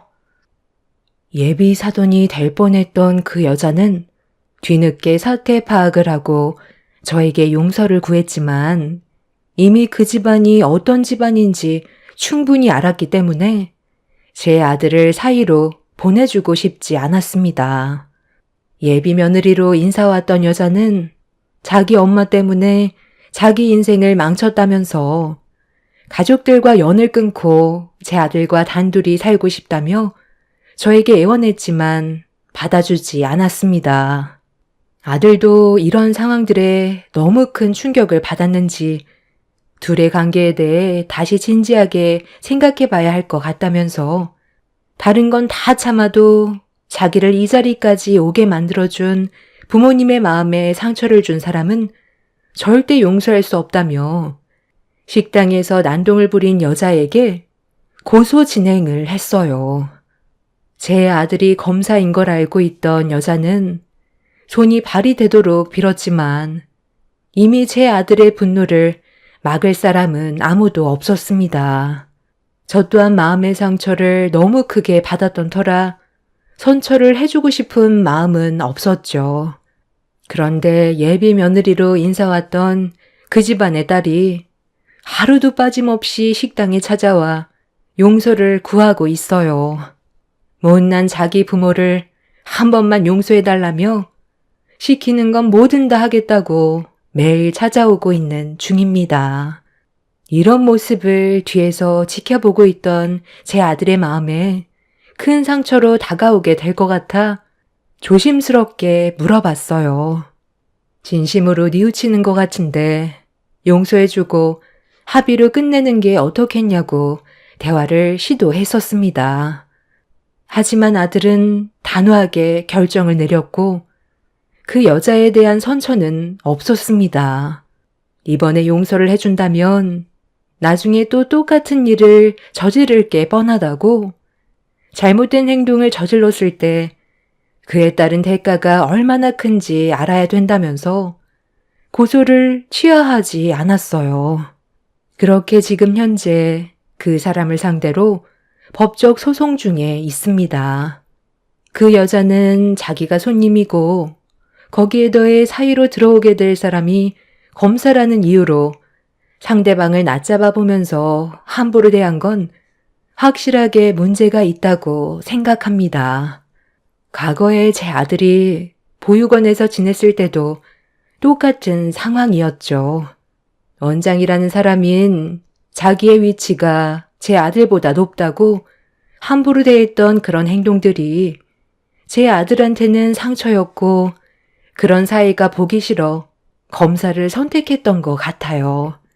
그리고 아들은 저희 가족을 지키기 위해 검사의 길을 걷게 되었고 지금은 누구도 아들을 함부로 대하지 못하고 있습니다. 저와 시작된 인연이 기막힌 대역전극이 되었고 현재는 멋진 검사로 활동 중에 있습니다. 사람은 어떤 길을 걷냐에 따라 자신의 삶이 달라질 수 있다는 걸 저는 제 아들을 통해 지켜봤습니다. 자신의 노력이 미래에 어떤 행복을 가져오게 될지 그건 본인의 선택에 달려있죠. 여러분들께서도 목표하신 그 목적을 성취하기 위해 앞만 보며 달려가실 텐데요. 제 사연을 들어주신 분들께서 소원하시는 일이 전부 이루어지시길 응원하겠습니다. 감사합니다. 안녕하세요. 저는 나이 60에 중대한 결정 앞에 서 있는 한 아들의 엄마입니다. 지금 현재 어떠한 결정도 내릴 수 없는 상태로 많은 갈등과 고민을 하고 있는 상황이다 보니 여러분들의 의견이 절실하게 필요합니다. 제가 올바른 선택을 할 수 있었으면 좋겠어요. 여기에 사연을 신청하게 된 이유는 아들과 며느리의 관계 때문인데요. 둘은 10년째 결혼 생활을 유지하고 있는 중이고 그중 5년은 불행하게도 아들 옆에서 병간호를 하는데 소중한 인생을 보냈습니다. 희망도 없는 아들 옆에 붙어 있는데 더 이상은 두 눈 뜨고 볼 수 없겠더라고요. 그러다 병원에서 한바탕 난리가 난 적이 있었어요.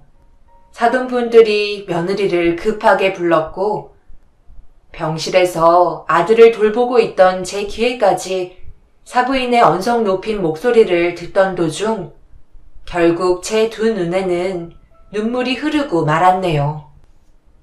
엄마도 더 이상 못 참겠다. 5년이나 기다렸으면 됐잖아. 아무리 사랑했던 사이라 해도 이건 아니라고 생각한다. 언제 깨어날지도 모를 식물인간 상태에서 조금의 희망이라도 있으면 내가 이런 말도 안 하지. 5년이나 지금이나 달라진 건 전혀 없잖아. 그런데 그걸 언제까지 지켜보고 있으라는 거야? 엄마가 이렇게까지 화를 내는 이유 너도 잘 알고 있지? 엄마 마음 모르는 거 아니에요. 그렇다고 이대로 등 돌릴 순 없잖아요. 저 사람이랑 함께한 세월이 있는데 어떻게 그래요? 만약 아빠가 식물인간 상태이면 엄마가 말씀하신 것처럼 인연 끊고 살 수 있으시겠어요? 그렇게 못하시잖아요. 제발 여기에서까지 이러지 마세요. 병실 안에 시어머니 계신다고요. 엄마 마음 이해 못하는 거 아니에요.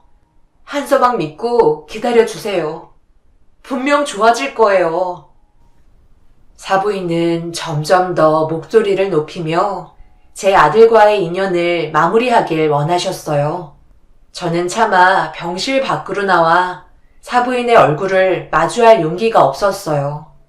며느리의 인생을 저희 집안이 한순간에 무너뜨려 버린 것 같아 매번 죄를 짓는 느낌이었죠.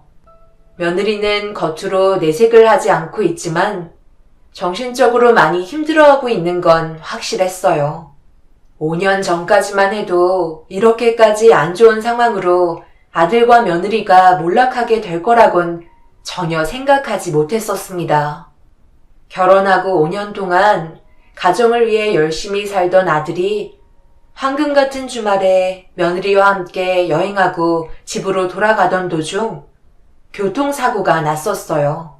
그때 당시 중앙선을 침범해 넘어온 차량을 목격한 아들은 며느리를 지켜주기 위해 운전대를 자신 쪽으로 틀면서 돌진하는 차량에 아들과 정면 충돌이 일어났어요. 그렇게 며느리는 겨우 타박상 정도로 끝이 나게 되었지만 아들의 사고는 심각했었어요. 급하게 응급실로 향한 아들은 곧바로 수술대에 올라갔지만 머리를 크게 다친 상태라 대수술이 끝난 이후에 좋은 결과는 가져오지 못했어요. 결국 식물인간이라는 판정을 받게 되었고 아들은 병실에서 조금도 움직이지 못한 상태로 5년의 시간을 보내야만 했어요. 그러다 보니 사돈댁에서 좋지 않은 시선은 당연했던 거였죠. 저도 5년의 시간 동안 아들 옆에서 병간호하는 게 많이 지쳐 있었는데 며느리는 언제나 한결같이 정성껏 아들을 간호해줬어요. 하지만 저도 더 이상 며느리를 붙잡을 수 없을 것 같아 한바탕 난리를 치신 사부인이 댁으로 돌아가신 뒤 병실로 들어온 며느리와 진지한 대화를 이어나갔습니다. 예, 아가, 우리 이제 그만할까? 그동안 많이 생각해봤는데 우리 아들이 언제 깨어날지 기약도 없는 상태에서 너를 계속 붙잡고 있는 것도 내 마음이 편한 건 아니란다. 매일 내 아들 옆에서 평간호해주는 모습을 봤을 때 처음엔 고마웠지만 지금은 죄를 짓는 것 같은 마음을 떨쳐낼 수 없어서 소용이 너를 그만 놔주기로 결정하게 되었다. 그동안 정말 고생 많았다. 어머님, 갑자기 그게 무슨 말씀이세요? 왜 그런 생각을 하시는지 저는 이해를 못하겠어요. 그런 생각 전혀 안 하셔도 되는데 혹시 좀 전에 저희 엄마랑 나눴던 대화를 들으셨나요? 그건 전혀 신경 쓰지 않으셔도 돼요. 엄마가 딸 걱정하는 건 당연하잖아요. 그래서 여기까지 하자는 거야. 앞으로 더 힘든 날들이 다가올 텐데 소중한 인생 더 이상 허비하지 말고 여기서 그만하는 게 좋겠다. 어머님, 제가 왜 이 사람 옆에 있는데요? 사랑하니까 지켜주려 하는 거잖아요. 사고 당했을 당시 저를 지켜주지 않았다면 지금 저는 이 자리에 없었을지도 몰라요. 그런데 제가 어떻게 이 사람을 떠날 수 있겠어요? 다시는 이런 말씀 하지 않으셨으면 좋겠어요. 며느리는 많이 당황했는지 할 말을 잃은 듯 당황스러운 표정을 보였지만 제가 하는 말을 들으려 하지 않았고 깨어날 수 있다는 희망을 가지고 진심으로 제 아들을 보살펴 주었습니다. 하지만 문제는 사부인의 불만이었고 결국 며느리가 없는 시간에 찾아왔어요. 무슨 말을 하실지 알고 있었지만 며느리의 확고한 대답 때문에 저는 사부인의 말을 묵묵히 들어주기만 했네요. 사돈, 제가 직접적으로 이렇게 찾아와서 말을 해야 돼요? 1, 2년도 아니고 5년입니다. 그동안 제 딸이 얼마나 힘들었는지 알고 계시잖아요. 언제 깨어날지도 모르는 상태에서 이대로 제 딸이 평간호만 하면서 젊은 인생을 그냥 날려버리는데 제 마음이 어떻겠어요? 하루도 편했던 적이 없을 만큼 정신적으로 너무 힘이 든 상태입니다. 그만 제 딸 좀 놔주세요. 그렇잖아도 여기까지 하자고 얘기했었는데 소영이가 절대 제 아들 곁에서 떨어지지 않겠다며 제 말을 들으려 하지 않더라고요. 사부인 마음 충분히 이해하고 있어요. 제가 사부인 입장이었다면 저 또한 똑같이 행동했을 겁니다. 그래서 소영이를 보내주려 했는데 제 아들과 떨어지기 힘들어하는 것 같더라고요. 정말 죄송합니다. 어쩌다가 이런 일이 생겨서 아무런 희망도 없이 제 아들이 깨어날 때까지 기다리고만 있는 소영이한테 저도 너무 미안하네요. 최대한 설득시켜서 꼭 돌려보내겠습니다. 오죽했으면 찾아왔겠어요. 제가 지금 얼마나 답답한지 사도는 이해하시죠? 한서방이 소영이를 지켜주기 위해 돌진하는 차량을 자신 쪽으로 틀었다는 건 저도 정말 고맙게 생각하고 있어요. 하지만 지금 이런 상황을 한서방이 원하는 걸까요? 몸은 움직일 수 없지만 식물인간은 두 귀가 열려 있다고 하던데 그럼 저희가 나누는 대화도 듣고 있겠죠. 분명 소영이가 행복하게 잘 사는 모습을 한서방도 바랄 겁니다. 자기 옆에서 평간호 해주는 건 원하지 않을 거라고요. 올해는 무조건 정리해줬으면 좋겠네요. 둘 중 하나는 정상적인 삶을 살아야 하지 않겠어요?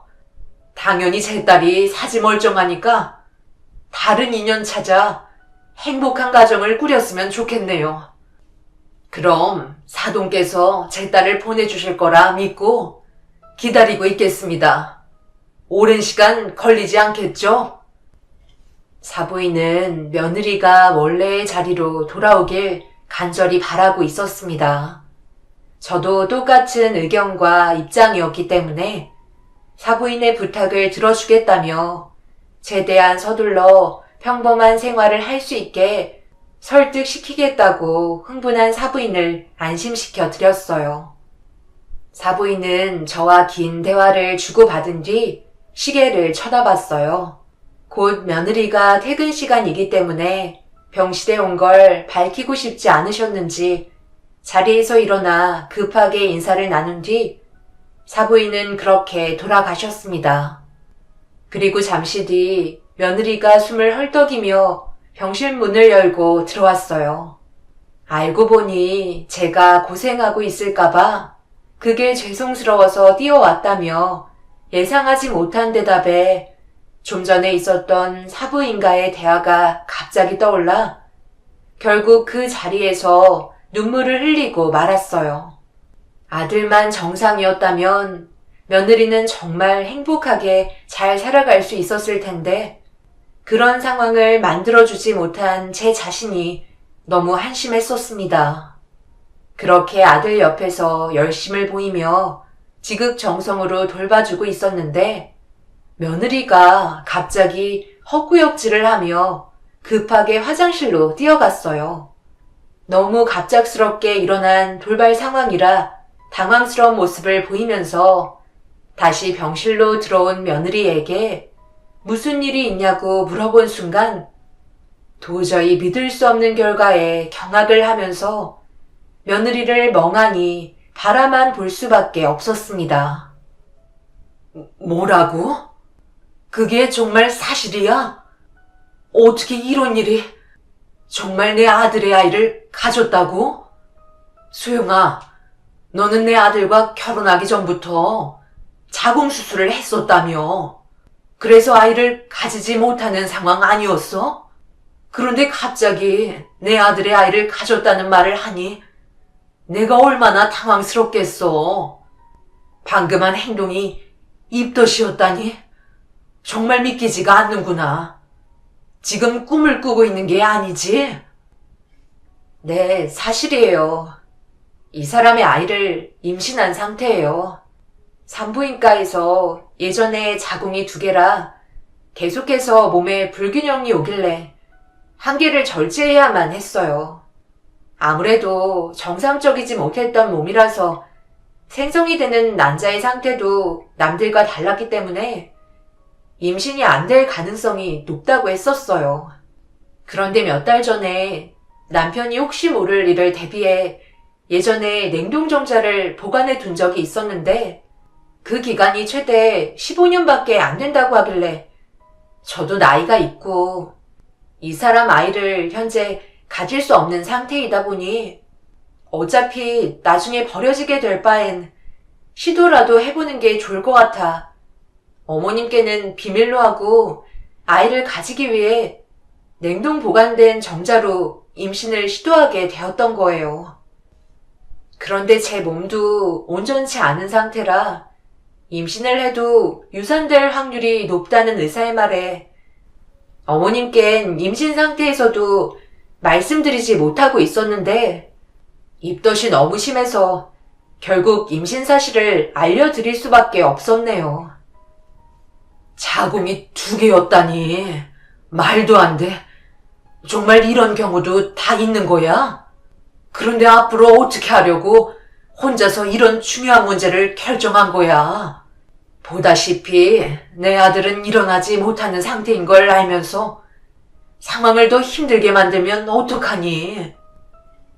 왜 그렇게 생각하세요?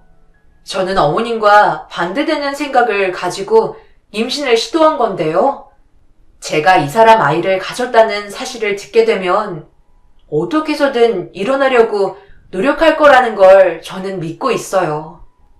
그래서 이런 결정을 내린 거예요. 다행히 지금까지 큰 문제 없이 뱃속의 아이는 잘 자라고 있는 것 같아요. 제가 내린 결정, 어머님은 존중해 주셔야죠. 임신을 했어도 기뻐하지 못하는 내가 얼마나 답답한지 아니? 당연히 좋아해야 할 일이지만 사부인이 이 사실을 아시게 되면 분명 난리가 날 텐데 상황을 어떻게 수습해야 할지 걱정만 앞서는구나.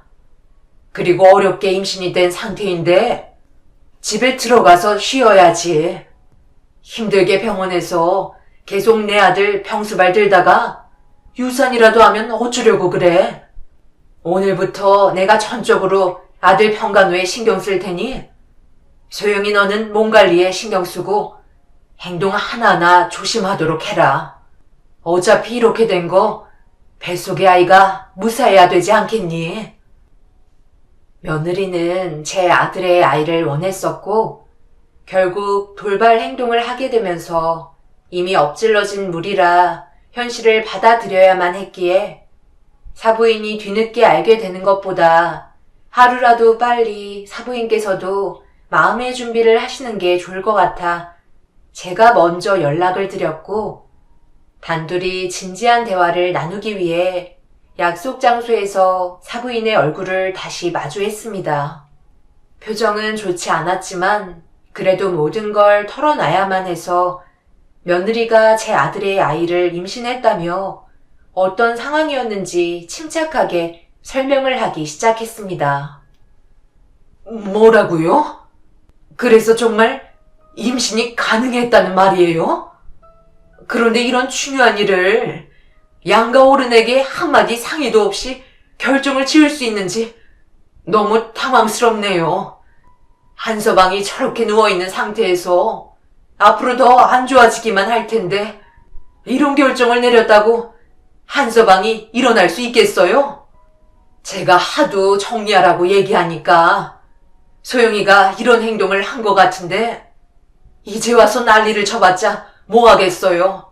그렇다고 달라질 것도 없잖아요. 일단 소영이 몸 상태가 우선이잖아요. 사부인도 많이 당황스러워했지만 생각보다 침착한 반응을 보여줘 놀라울 뿐이었어요. 그래도 임신했다는 거에 더 큰 중점을 두시는 것 같아 보였습니다.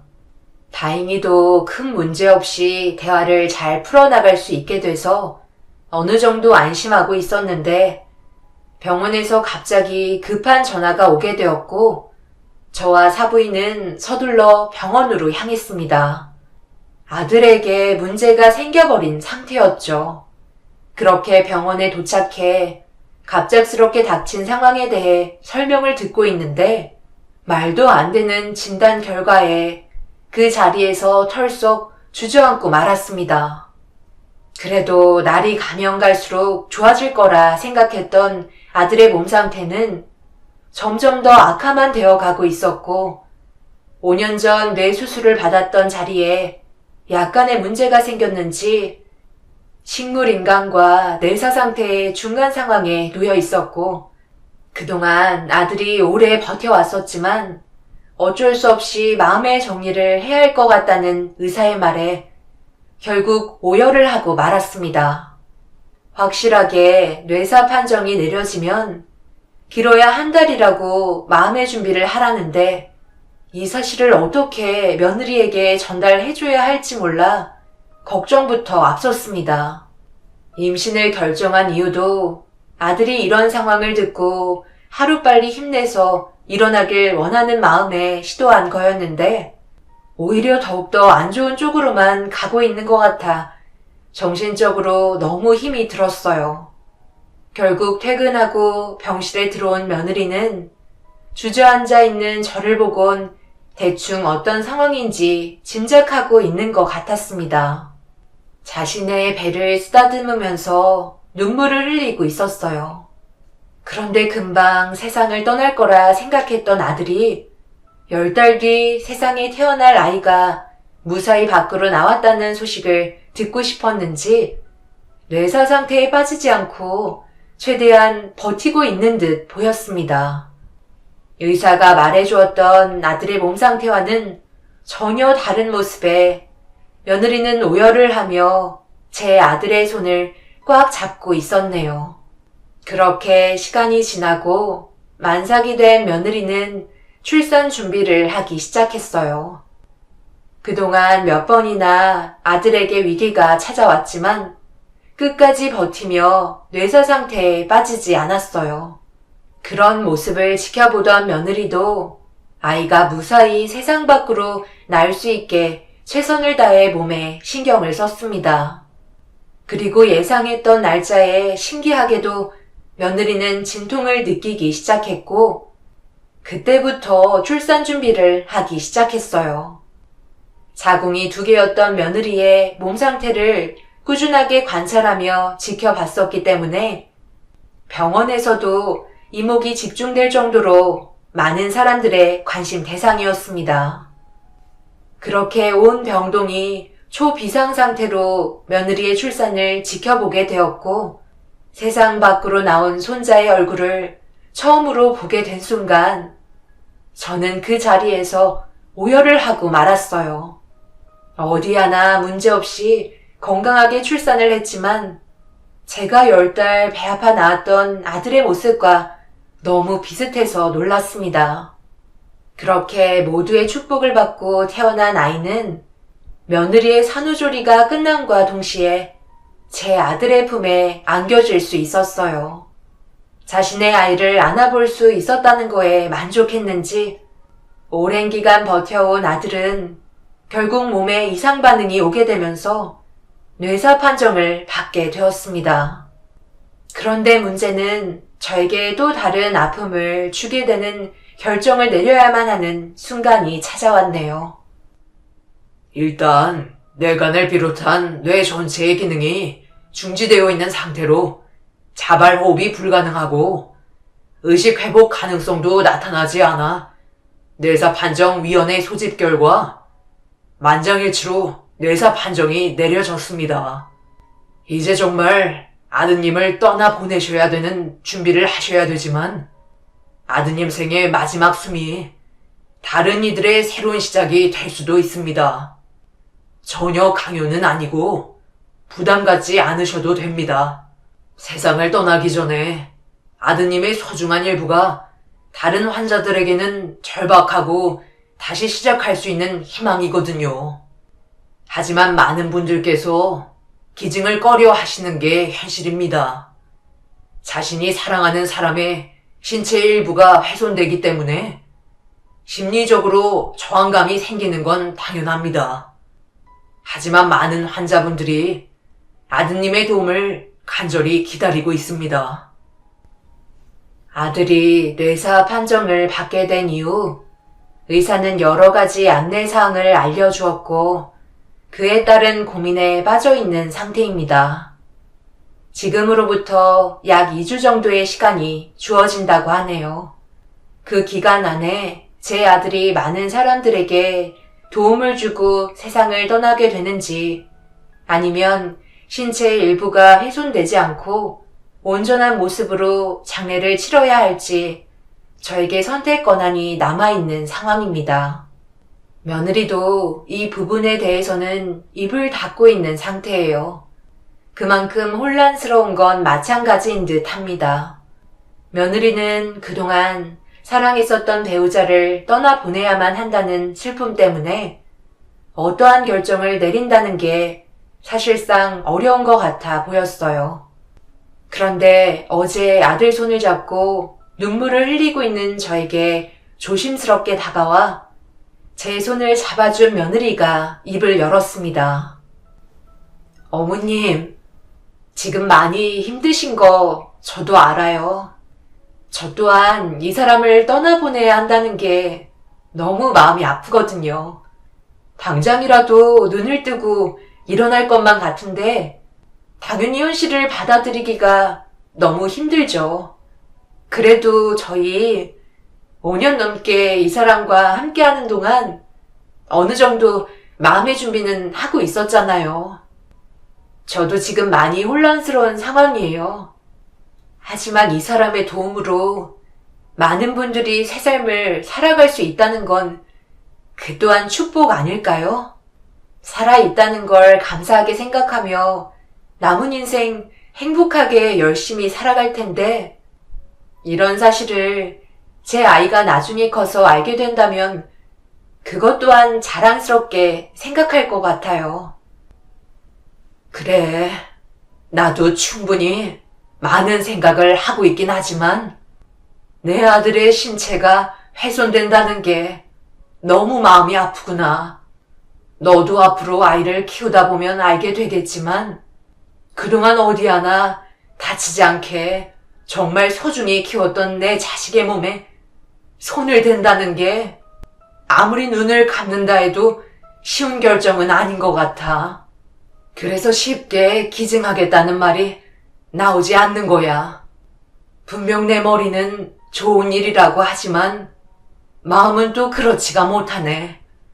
온전한 몸으로 떠나보내고 싶은 마음도 있는데 그렇다고 내 아들의 도움을 간절히 바라고 있는 분들에게 등을 돌리자니 그것 또한 사람의 도리가 아닌 것 같다. 어떤 선택을 해야 옳은 건지 너무 괴롭고 혼란스럽구나. 시간은 점점 지나가는데 결정을 내리지 못하고 있으니 정신적으로 너무 힘들다. 어떤 선택을 해야 옳은 건지 너무 혼란스러운 상황입니다. 그래서 많은 분들의 의견을 들어보고자 이렇게 사연을 신청하게 된 거고 저희 가족의 삶을 여러분들께 알려드렸습니다. 앞으로 제가 결정할 수 있는 시간은 일주일 남았어요. 그 안에 결정 지어야 하는데 막상 아들의 얼굴을 보게 되면 제 입이 떨어지지가 않아요. 자식 가진 부모라면 제 입장 충분히 이해하실 수 있다 생각합니다. 어떠한 선택을 하던 제가 내리겠지만 그래도 좀 더 후회 없는 결정을 하고 싶어 이렇게 시간을 내어 여러분들께 도움을 청해봅니다.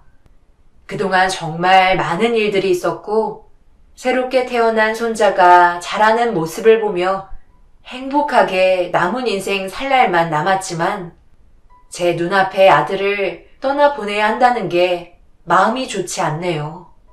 이제 일주일 후면 또 다른 인생을 살아가고 있겠죠. 그 전에 후회 없는 결정 내리고 싶습니다. 제 사연 들어주신 분들 언제나 행복만 가득하시고 항상 가족분들과 좋은 시간 많이 만드시길 바랍니다. 눈앞에 보일 때는 당연하게 생각하고 무뎌진 상태라 가족의 소중함을 모를 때가 많지만 막상 저도 이런 상황을 겪게 되니 과거에 후회하는 일들만 생각나는 게 너무 마음이 아프네요. 돌아오지 않는 순간을 후회 없이 살아가시길 바라며 여러분들의 댓글 기다리도록 하겠습니다. 감사합니다.